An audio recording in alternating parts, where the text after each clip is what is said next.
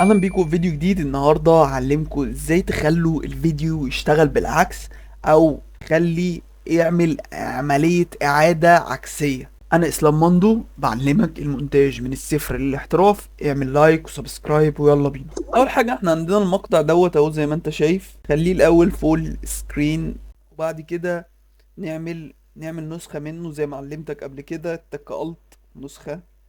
ودلوقتي هنروح على المقطع بتاعنا ونتك كليك يمين، هنروح على سبيد اند دايركشن، وبعد كده نعمل علامة صح على ريفيرس سبيد وهنتك على اوكي.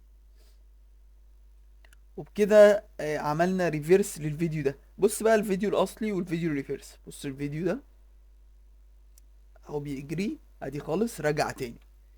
شايف ايه ده؟ ايه الجمال ده يا جماعه؟ اعملوا لايك وسبسكرايب.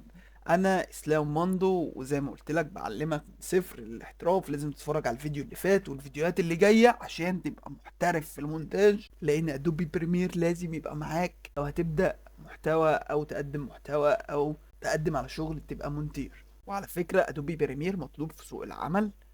وكده وصلنا لنهايه الفيديو. احب اختم الفيديو بكلمه لا اله الا الله.